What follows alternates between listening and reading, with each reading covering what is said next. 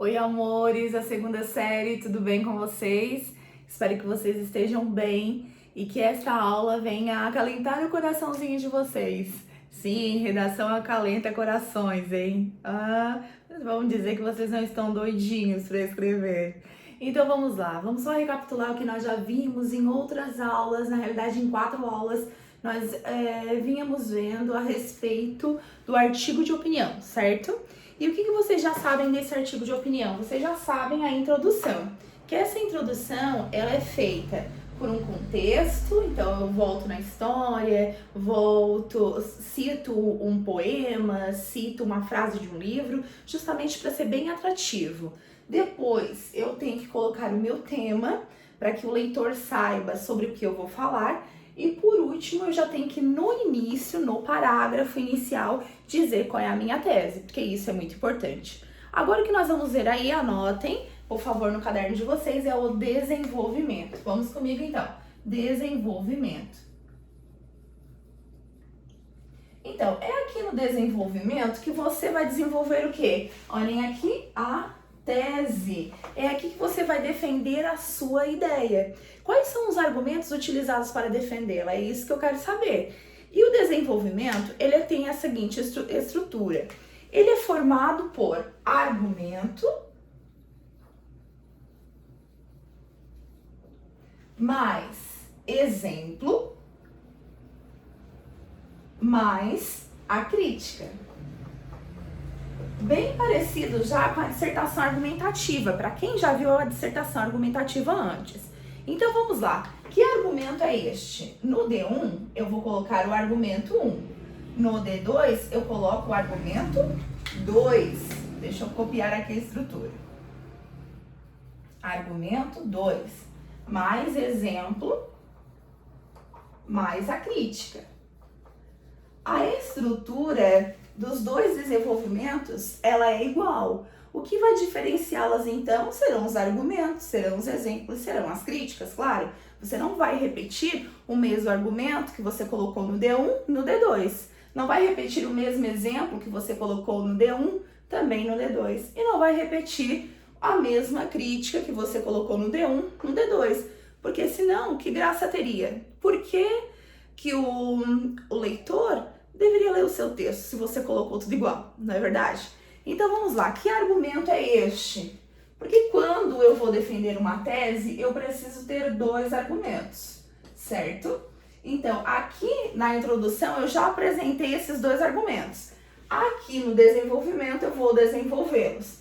Então vamos lá, argumento 1, eu vou desenvolver aqui. Para comprovar que eu estou certa, eu cito um exemplo. E um exemplo pode ser o quê? Algo voltado da atualidade. Pode ser também um livro. E daí aqui o livro você já sabe que a gente tem uma dica aqui que é dizer que esse livro, ele retrata a realidade. Então coloquem aí já, ele retrata a realidade. Porque quando eu falo em livro, todo mundo vai dizer assim, mas isso é uma ficção, Daiane, né? Então ficção não tem nada a ver com a vida real. Não, sim, claro que tem.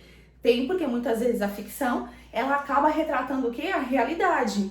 Você também pode dizer que o livro é um simulacro, tá? Um simulacro da realidade.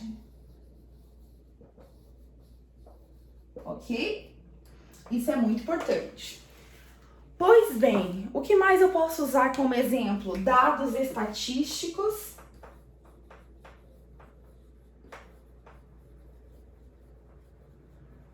Ótimo, dados estatísticos, mas você precisa aqui citar quem? Citar a fonte, de onde você tirou esse dado estatístico e o ano em que foi feita essa pesquisa, porque às vezes você está agora, né, em 2020, falando de uma pesquisa que foi feita lá em 2001, muito tempo, né? Então a gente quer saber se esse argumento ele ainda vale para os dias de hoje. E a pesquisa é interessante que ela seja atual, tá? Atual desde quando? De 2017 para 2020, ok?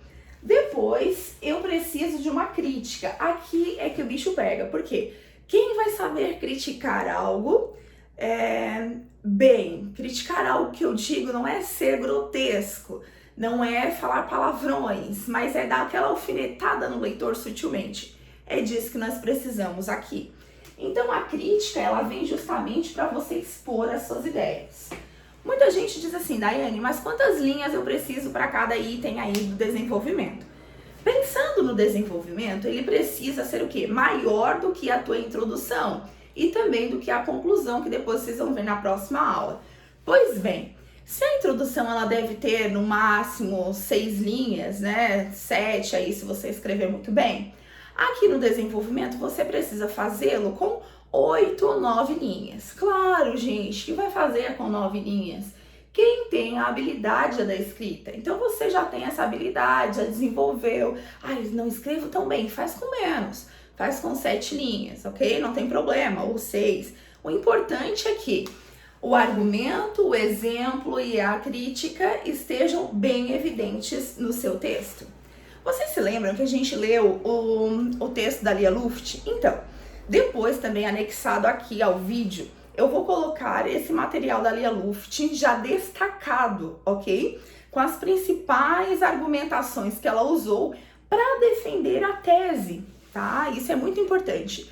Por que antes de estudar o desenvolvimento, eu mostrei para vocês justamente o texto da Lia Luft, para que vocês agora já consigam visualizar o que é argumento, o que é exemplo e o que é crítica, tá? Então revisitem o texto da Lia Luft e agora percebam, nossa, aqui é o argumento dela, aqui é o exemplo, aqui é a crítica.